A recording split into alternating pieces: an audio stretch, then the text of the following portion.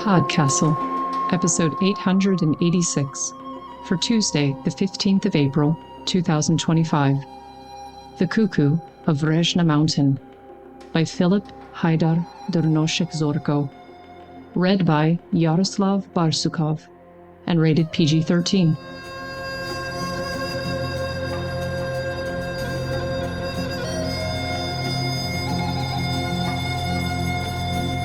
Good morning, good day, good afternoon, and good evening, and welcome to PodCastle, the flying castle of fantasy fiction. I am Kaitlyn Zivanovich, assistant editor of PodCastle and your guest host for this week. It's my pleasure to present, for your enjoyment, The Cuckoo of Vrežna Mountain by Filip Hajdar Durnošek Zorko, read by Yaroslav Barsukov, and rated PG-13. This episode was first published in Beneath Ceaseless Skies. Filip Hajdar Durnošek Zorko is a Slovenian-born writer and translator. He grew up in Slovenia, Ireland, Australia, and the UK, and currently resides just outside of Portland, Maine. He understands that his name is a bit confusing and would like you to know that Durnošek Zorko is the surname. He attended Clarion West in 2019. In his spare time, he is a keen quizzer. British readers may recognize him from that one time he was on University Challenge. Follow him on Blue Sky at philiphdz.bluesky.social. Yaroslav Barsukov is a writer of fantasy, science fiction, and everything in between. He's a two-time Nebula Award nominee, both for his science fantasy noir novel, Sleeping Worlds Have No Memory, as well as for the novella that inspired it, Tower of Mud and Straw. His work has been longlisted for the BSFA's and made the Kirkus Review's Best Books of 2021 list. Barsukov is a full member of Science Fiction and Fantasy Writers Association, SIFWA, and combines his writing duties with volunteer work, serving as chair of SIFWA's Information Systems Committee.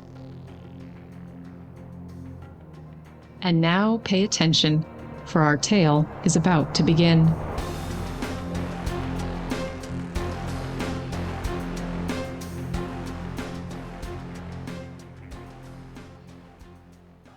The Cuckoo of Vrežna Mountain by Filip Hajdar Durnošek Zorko, narrated by Yaroslav Barsukov.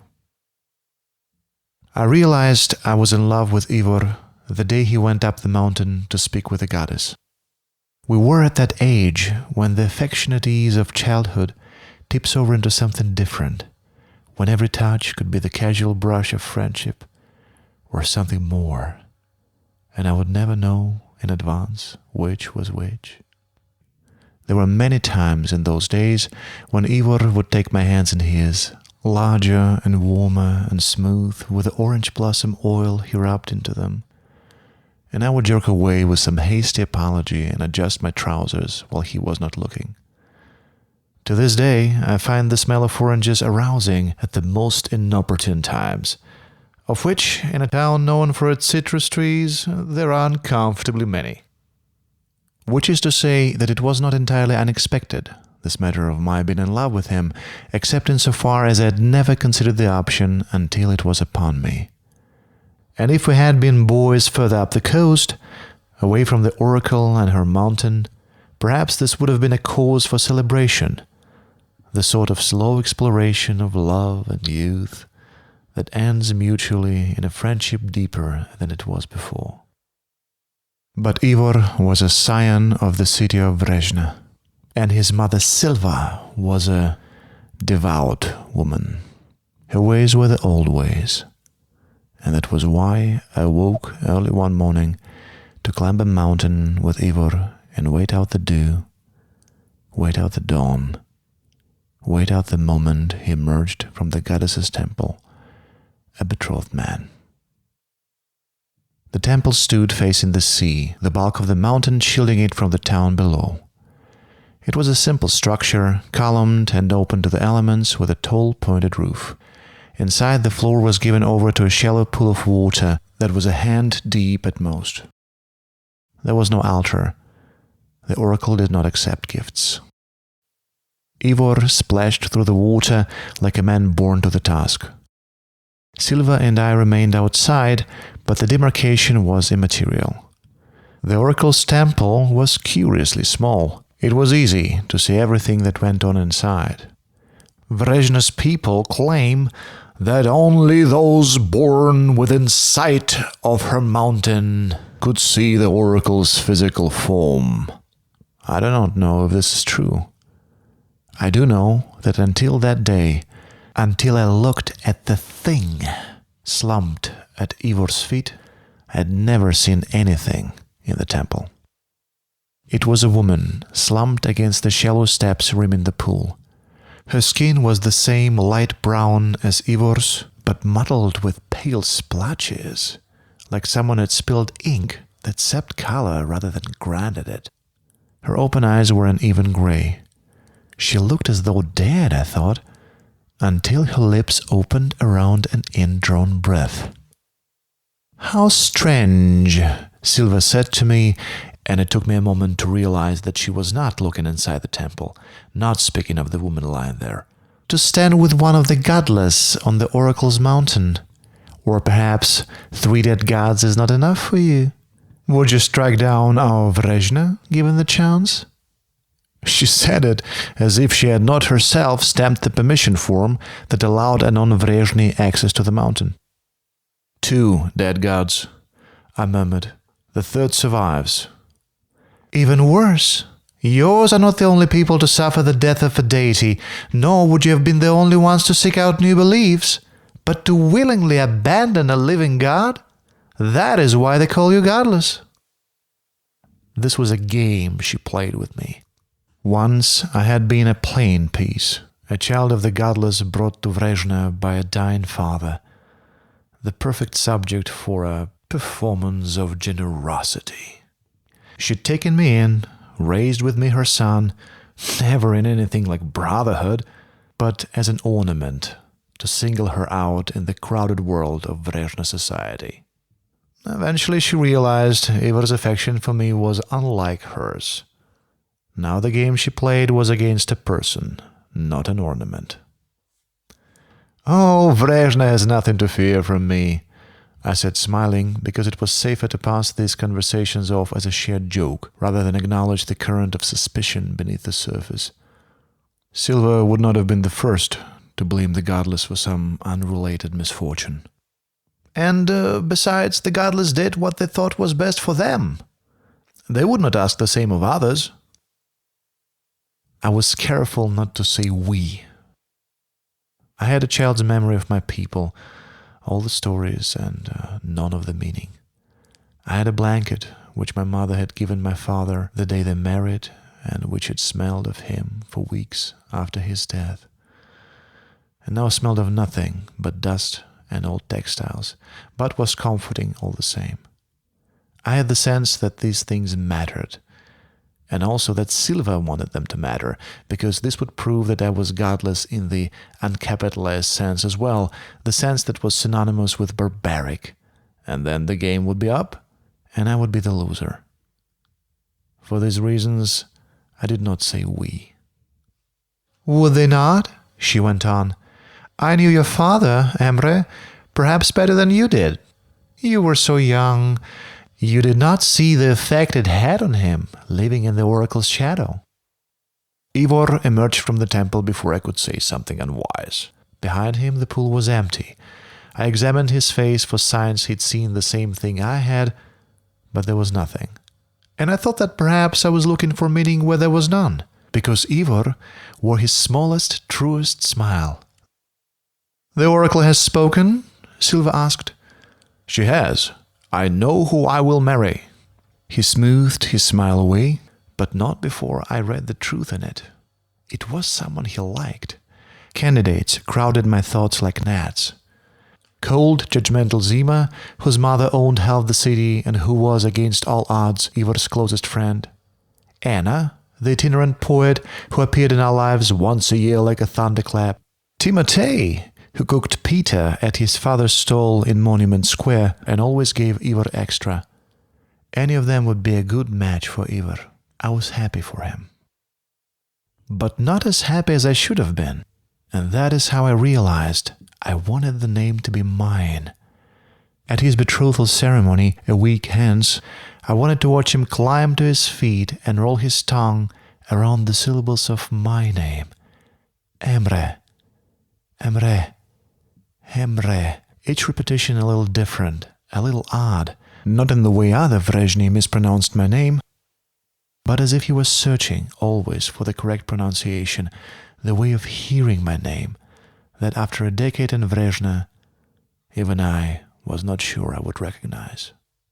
If he'd said otherwise there and then, spoken a name that wasn't mine, perhaps I would not have realized. Perhaps that desire, immediately quashed, would have vanished before I was even conscious of it. But there were forms to be followed, customs to be observed, a week to wait. And desire, unquashed, expanded to feel the week to come, like steam fills a bathhouse.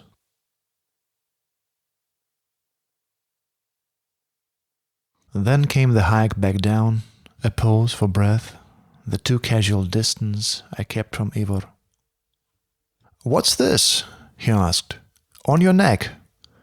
Knowing no reason not to close that distance, Ivor brushed a thumb against the nape of my neck, rough against downy skin. The hairs there stood to attention. Normally, I admired that he doled out affection without a care for what his mother thought of the recipient. This time, I jerked away. "Oh, nothing," I said, rubbing the memory of it from my skin, and by the time we reached the outskirts of Vrežna, the incident had faded to an unpleasant reminder of what I would not have. And I did not think to sit in front of the mirror that night and give an answer to his question.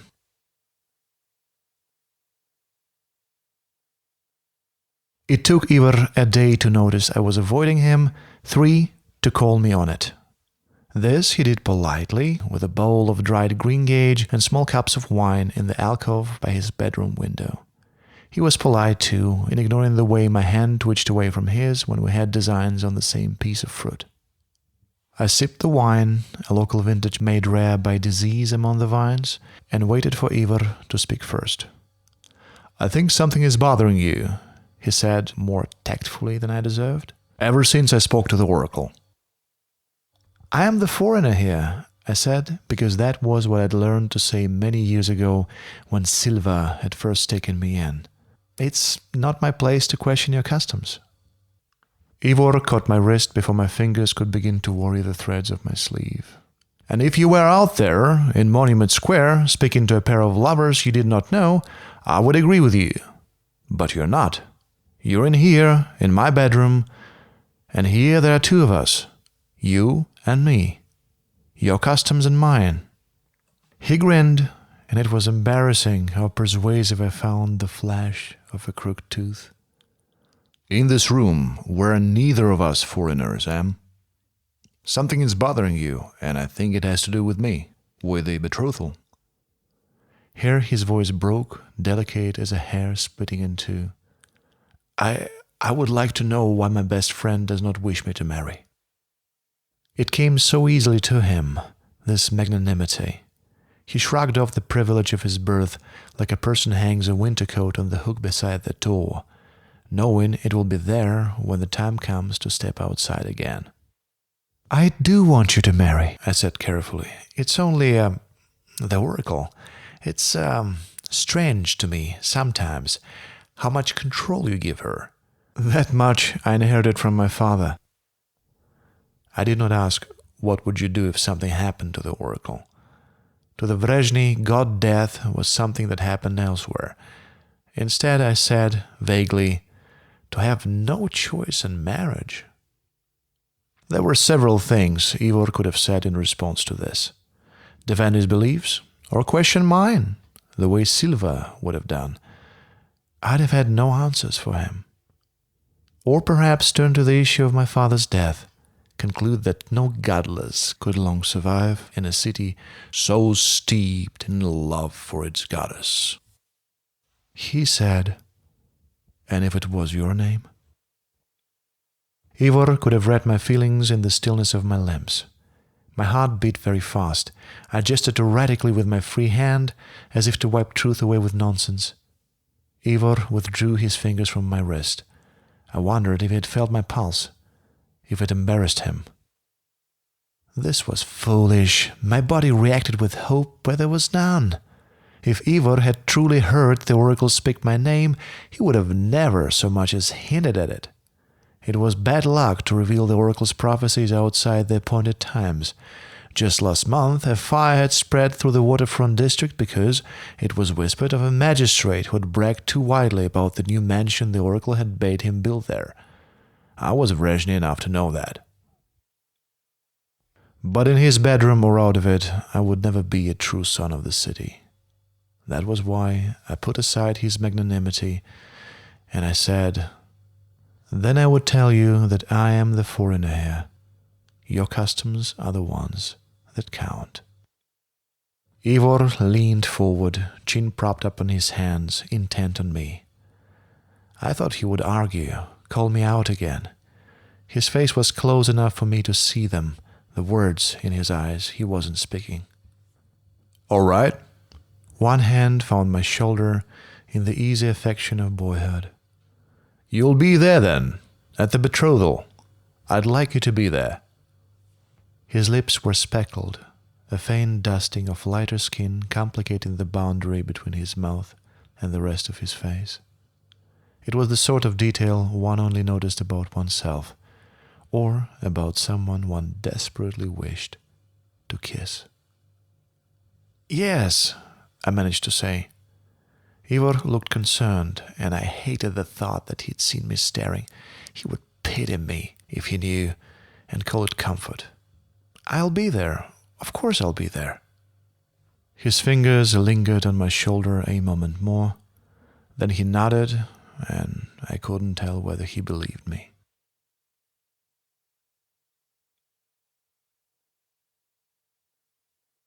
The night of Ivor's betrothal, I left the house while he was getting dressed.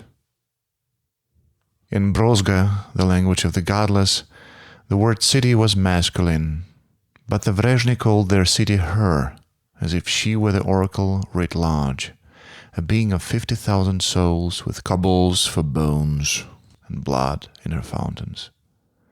Vrežna, oracle goddess, mountain, city.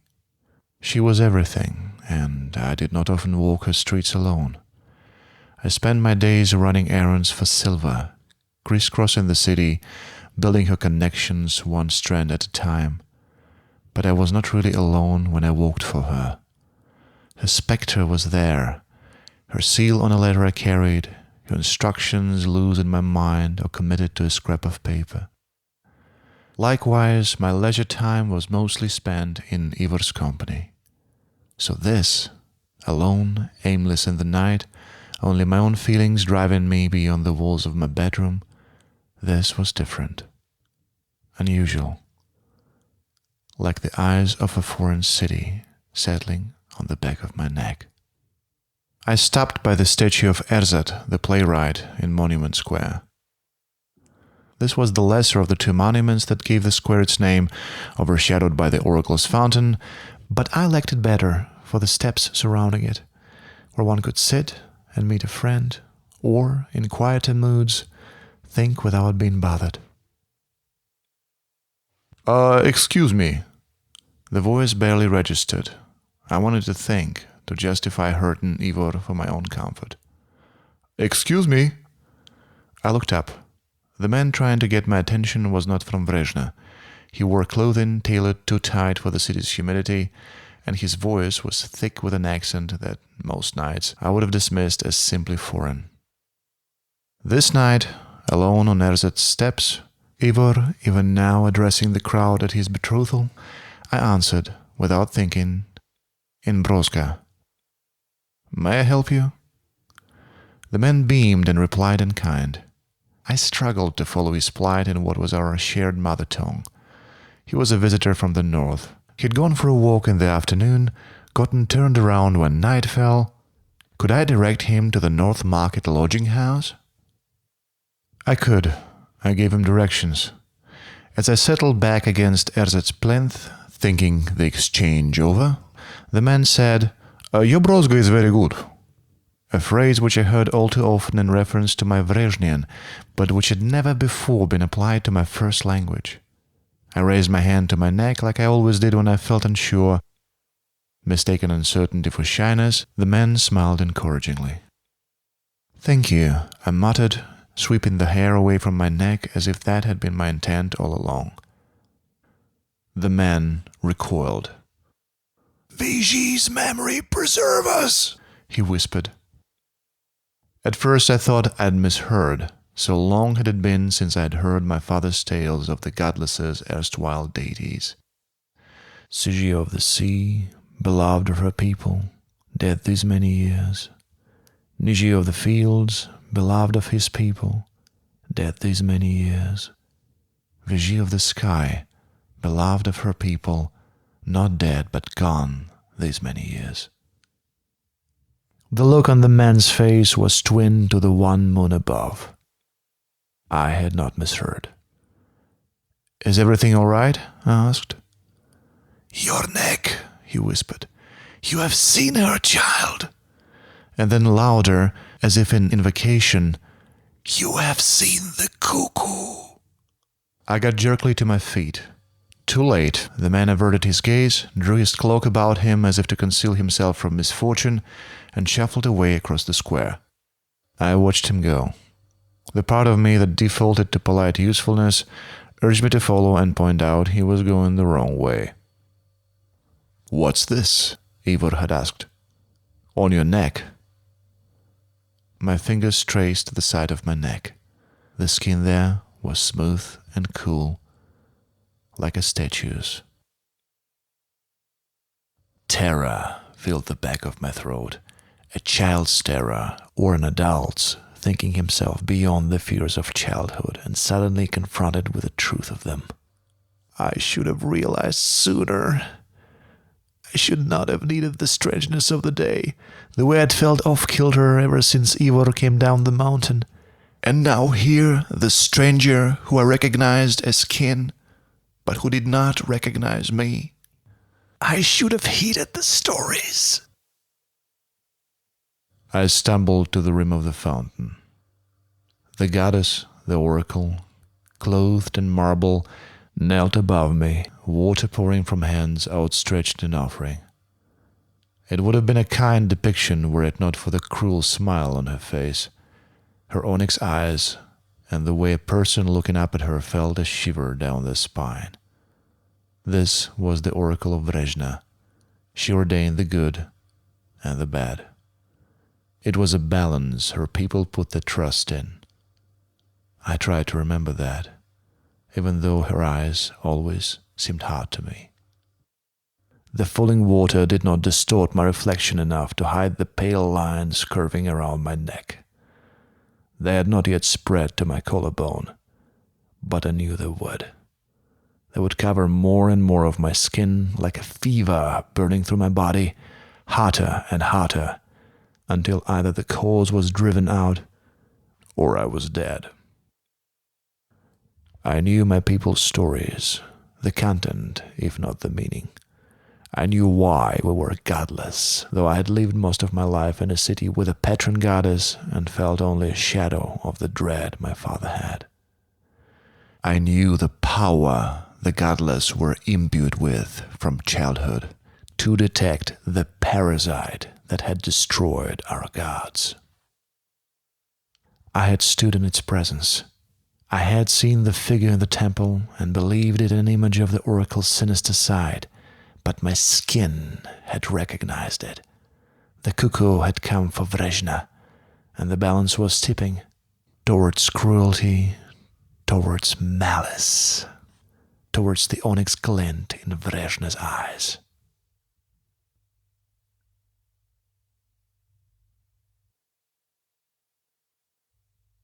Ivor was waiting in my bedroom when I returned. I snuck back in through the window I kept open throughout summer. I cannot say if this was a selfless decision, born out of desire not to intrude on Ivor's betrothal celebration, or a selfish one. I felt like a child, shocked to learn not that the myths I'd learned at my father's knee, the stories of the cuckoo, the parasite that felled our gods, were false, but that they were true. That years of Silva's disdain had succeeded in making me regard our stories as lesser. How could the mythology of people without gods be true? But this was backwards reasoning. 3 gods the godless had once, and 2 had fallen prey to the cuckoo. The 3rd we'd abandoned voluntarily, an act of cowardice or of mercy. Every one of the godless was inured against the cuckoo's influence at birth, taught to recognize the signs on their skin and run to the nearest adult. I had no adults to run to, only the dubious comfort of my bed and my parents' marriage blanket atop it. I went to them regardless, the rough granite of my windowsill scraping my palms raw when I hoisted myself over the edge. "You didn't come," Ivor said quietly. "I've been looking all over for you." He was sitting at the foot of my bed, not an unusual sight, though we spent more time in his larger bedroom, still dressed in the clothes he'd worn to his betrothal, black with knotted white fastenings down the left side of his torso, veil limp around his neck. He said something else I did not hear. White buttons on black, white arrows leaching color from a pallid breast. I imagined I could feel the cuckoo's sign spreading down my chest. Surely Ivor would see it any moment now. "Emre," he said, and that was it. That was my name in the gentle lilt of his accent, foreign and not foreign at once. I bit back wordless emotion. "Emre, I wanted you to be there." "I know," I said, transfixed by the expression on his face, confused, not quite accusatory. "Why did you leave?" Vrežna, goddess, mountain, city, people. She was all of them, and the cuckoo now had them all. This was the moment to tell Ivor everything. Instead, I answered the question. Because I wanted 1 more hour to pretend it would be me. Ivor smiled. He stood and joined me by the windowsill, angled himself towards me. The shadow of his nose reached to the corner of his mouth. I was staring. He was still smiling. It was awkward at first, noses bumping, teeth clicking against teeth, and then it was easy kissing Ivor. He tasted like elderflower, sticky and sweet, and for a moment I constructed a future out of this feeling. Transient joy. We would flee together. His betrothal was marred. It did not matter. And then he drew back and cupped my cheek, as if to trap his whispered words between us. The oracle spoke your name, Em. The vision collapsed in a puff of dusty cobwebs. Part of me had known from the moment he'd left the temple, but I'd kept the knowing from myself, distanced myself from Ivor, as if even considering this possibility would render it untrue. This is what the cuckoo does. Sours what is cherished. No, I said. She didn't. Em? The words came as quickly as earlier they'd stalled. That wasn't Vrežna, Ivor. She's something else now. I saw it in the water, pale, corrupted. Em, Ivor said, and it was concern that textured his voice more than fear or anger. You're not making sense. My jaw ached with frustration. I made myself unclench it. Ivor had never heard my father tell his stories, so I'd have to tell them in his place. Ivor, why are the godless godless? A flash of uncertainty. Because they, grew anxious about your gods? Killed them or left them behind? Anxious, the polite word for paranoid. No, never. I wasn't surprised by the conviction in my voice. For all I did not understand about the past, I knew this. The story of how the godless lost their gods was a lament. They were no longer our gods, Ivor. Not Sigi of the sea or Niji of the fields. They were replaced by something else, something that wore their faces and took our offerings and gave us gifts with hidden teeth. The cuckoo. It bled us dry for generations before we realized what was happening, before we could bring ourselves to cast down what remained of our gods. And Vigi of the sky? He said the name as 4 words, separate, not rolled into one, but I loved him all the same for knowing the names of my gods. Her we left behind, to spare her. I did not know for sure if the sacrifice had worked, if Vigi had survived. Perhaps my parents had known. They're stories. No, Ivar. I thought so too. I did, but they're true. I swear they're true. Remember the fire in the waterfront district last month? Or the rot in Sime's vineyards? That's how it starts. With things that seem like bad luck, and then... Not bad luck, Ivar interrupted. There's always misfortune in the city, Em. The Oracle gives and takes in equal measure. You know that. No, this isn't... It's not... I closed my eyes, tried to remember that the Vrežna loved the goddess, even when she was cruel. Listen, I saw her. When you went into the temple, what did you see? What form did the goddess take? A woman? Ivar said slowly. Twice as tall as any human. She had a spindle, but the thread she was spinning was the frayed hem of her dress. I saw something else. A body, alive but weak, discolored. I didn't realize it at the time, but that must have been the cuckoo. It's infection. I saw the doubt in his eyes and spoke over it before it could spread to me. Ivor, please, you say only the Vrežna can see the oracle. I never have before, but I saw this. You understand? Only the godless can see the cuckoo, and I have her mark on my neck. Remember you asked about it? Look, it's spreading. It'll kill me if we don't do something. Ivor silenced me with a finger on my collarbone. He traced the curve of my shoulder, settled on the back of my neck. I hid neither my fear nor the way my skin rippled in his wake. When he was done inspecting the sign of the cuckoo, there was a frown on his face, like the first crack in his certainty. I don't think he believed me. Not yet. Silva wouldn't have. But he believed that I believed, and that was enough. For now, that was enough. What do we do? He said. If I had been among my people, the answer would have been easy.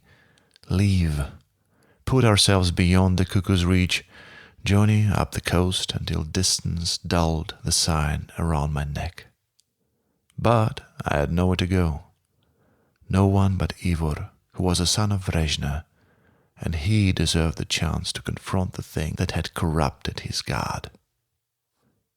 Cast it out, now, tonight, before it's too late. I did not mention that it might already be too late. Before the betrothal, I had not been up the mountain in years.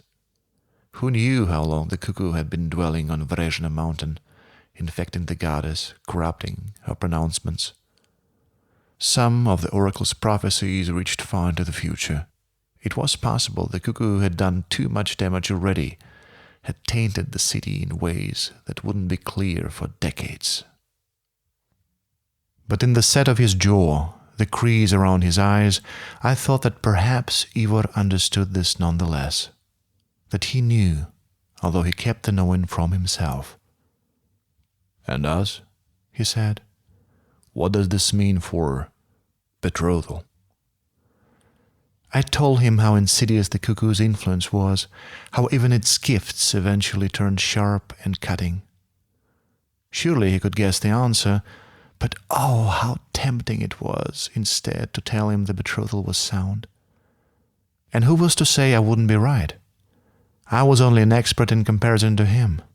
All I had to go on was guesswork rooted in children's tales. For a moment I weighed the choice. Then I let the justification slip through my fingers. I could not tell Ivor it would be all right. That would risk condemning us both to lives twisted together by the cuckoo's malice. "It's too late," I said. "Removing the cuckoo won't undo the damage. Our betrothal is already cursed. The prophecy tainted." "I see," Ivor said. There followed a long pause in which he did not argue further. "We'll go up to the temple tonight and see for ourselves."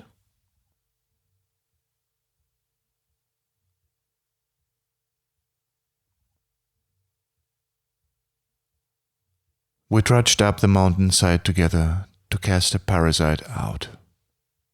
The night was the grey of incense ash holding its shape. As long as we did not disturb it, the illusion of soundness remained. I understood then why the cuckoo was so dangerous. It was tempting to overlook the signs of unsoundness, to let the sun rise on a city that could still claim its patron deity, no matter that she was corrupted. To let a prophesied betrothal stand, no matter that it was cursed. Except for Ivor's hushed negotiation with the sentry at the foot of the path, and how I appreciated that he did not, as Silva did, make theater of granting me access to the mountain, we did not speak until we reached the top. "How will we kill it?" Ivor was out of breath. It almost hid the strain in his voice. "How do you kill a parasite that preys on goddesses?" I tried to sound more confident than I felt. "The same way you kill any cuckoo, by removing it from the nest." Ivor stopped at the threshold of the oracle's temple. The deeper shadows of the columns hid him almost completely. It made it easier to look past him at the woman in the water. Half a dozen long white arrows sprouted from her body, from the places where the discoloration spilled across her skin. One pierced her chest, twitching with the sluggish rhythm of a heart. For a moment of disbelief, I wondered if I'd somehow missed them the first time. But no. The cuckoo's sign burned hard against my skin, spreading down my back, and I gritted my teeth against the pain. This, then, was the cuckoo, the shafts anchored in the oracle's skin, sapping her, replacing her. Knowing what it was, the dread ran deeper, atavistic, an inheritance I had not claimed until this night. "Can you see her?" I said. "No, nothing." The body was barely a foot away from him, the arrows within his grasp. That he could not see it settled any remaining doubt. Whatever now lived inside her skin, the oracle of Vrežna was gone. "Let me." I stepped up behind him. I expected his hand to feel rough, a rough hand for a rough task, but it was as soft and smooth as ever. I lay my fingers on his and, guiding him, wrapped both our hands around the fletching of the closest arrow. Ivor screamed. The sound rippled across the steel pool. He would have scrambled away were it not for me pressed against him. I could feel the flight in the coiled muscles of his back. "Is that?" His voice was thick with belief. I had no doubt he now saw what I saw. Is that it? The cuckoo? Do we need to take the body away? A tremor through the shaft of the arrow. I pulled with both our hands. The arrowhead parted easily from rotten flesh. Ivor shuddered. He flung the arrow past the confines of the pool, where it clattered harmlessly, a thing of wood and metal and feathers. "No," I said. "I don't think so. The body is Vrežna's. It belongs." "Together, then," Ivor whispered, reaching for the next arrow. "Together," I agreed. One by one, the arrows came out between our joined hands. One by one, we cast them out of the oracle's temple. The itch eased. The entity that was the cuckoo bled into the air with each open wound and dispersed like smoke from a snuffed candle. The last arrow was the one through the heart. When it was gone, the oracle made a noise like dry leaves. Her hand twitched and was still. Her skin took on the ordinary paleness of death. And I knew without looking that the marks on my body were fading too. Afterwards, Ivor stood silent and stared at the dead body of his goddess. "She was already gone," I said. "All we've done is free her." I knew it was true. That didn't make it any easier to watch the dark blood mixing with the waters of the oracle's sacred pool. "I know," Ivor whispered. He jerked away as if noticing how closely we were still touching, then changed his mind and slumped back into my embrace. "But we killed her too, in the way that matters. Today my city has a goddess, tomorrow it will not." "The goddess you had yesterday wasn't really her." "I know," Ivor repeated.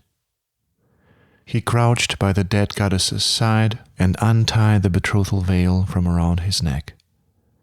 Careful, reverent, he eased her flat onto her back. Her eyes were gentler in death, and then they were gone from sight, covered by the wisp of the veil. It wasn't like any funeral custom I'd ever heard of, but it was better than nothing. Ivor straightened. We have to leave."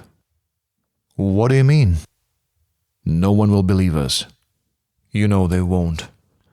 The sentry knows we came up here. They'll blame it on us. We have to..." "Ivor," I interrupted, "follow me." I led us outside to a flat rock with a view of the sea. There was a suggestion on the horizon of a color other than gray. I sat cross-legged and did not reach out across the space that had opened between us. "I told you," I said. "The cuckoo told us to be together, and that's why we can't be together. It's best if we go our separate ways." Ivor sounded like a person beginning an oration, and I realized then that he'd been marshalling these words the whole way up the mountain, that he'd only pretended to accept what I'd told him in my bedroom. "Do you love me?" In whatever way you want to define that word. "Yes," I said, and added, knowing I shouldn't, "Do you?" "I thought that was clear when I kissed you." "Ivor, please don't make this harder."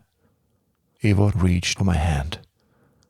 That was all, 2 fingers caressing my knuckles. I did not stop him. "Marriage means a lot to you," he said softly. "My people killed our gods. Bonds between each other are all we have left."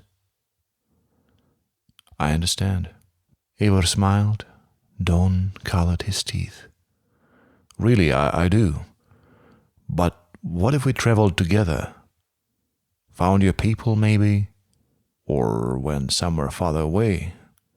Whatever we liked. What if we loved each other the best way we knew how? Or found better ways? What if..." Ivor. What if, he said firmly, I swore to you on the body of the oracle that I will never ask you to marry me, and if you ask me, I will say no. Let the cuckoo's prophecy molder. It can come true. If we don't, let it. I wanted to argue with him. I wanted to remind him about the marriage blanket my father had left me that was my only memory of him, or of the mother I'd never known. I wanted to tell him, like I'd never been able to tell his mother, that these things mattered. I did none of these things.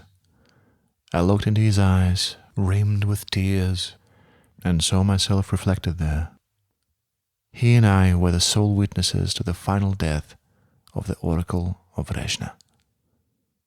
She'd meant something to him, and he'd killed her. What would you say? Ivor whispered. His fingers rubbed circles in my palm.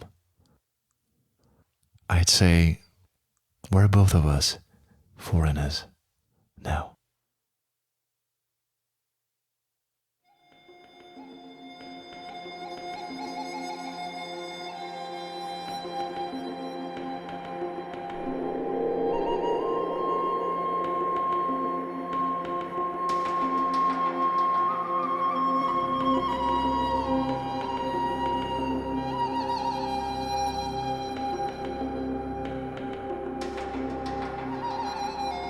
And welcome back. That was The Cuckoo of Vrežna Mountain by Filip Hajdar Drnošek Zorko.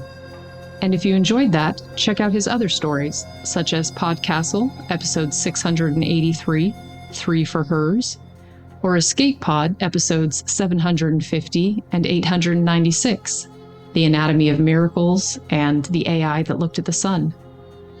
Philip gave us excellent pronunciation guides for the Slavic names in this story, and as someone with a frequently mispronounced Slavic surname, I appreciated the attention to detail. Thank you, Philip, for this story.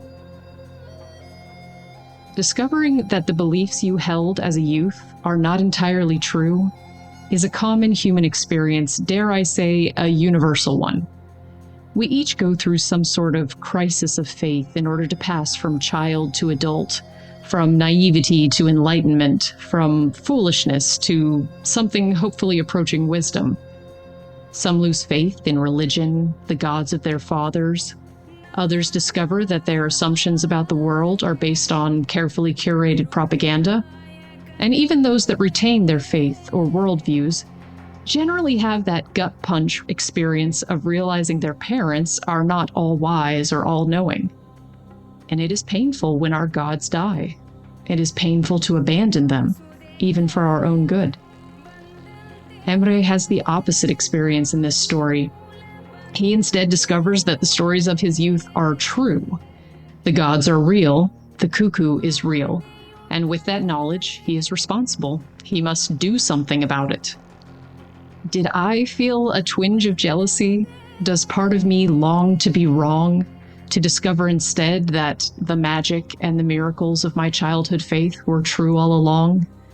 To recapture that feeling of righteous certainty that I haven't felt about anything since my own crisis of faith.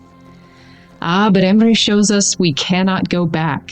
We cannot put the scales back upon our eyes. His faith was vindicated, tested, and required him to sacrifice his adopted home and the man he loved. Except his gods were real, and they were dead. Ivor's goddess was real, and she was dead.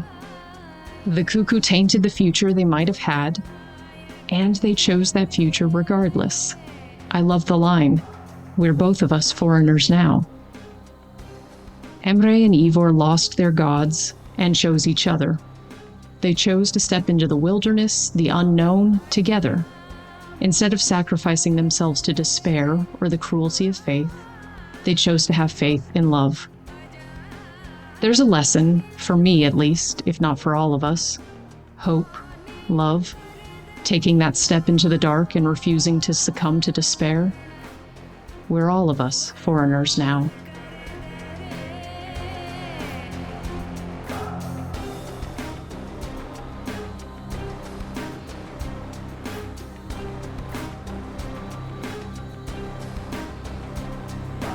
And that was our show for this week. On behalf of everyone at PodCastle, your co-editors, Wainina Kimemia and Eleanor R. Wood, audio engineers, Devin Martin and Eric Valdes, and our many wonderful first readers, Andrew K. Ho, Craig Jackson, Amalia Harrington, Julia Pat, Kiran Kar Sanai, Sri Kripa Krishna Prasad, Tarver Nova, Tyranny Bailey, Balawan Kante, Tanya Bari, Zeev Witties, and myself, Kaitlyn Zivanovich. Thank you for letting us share another story with you.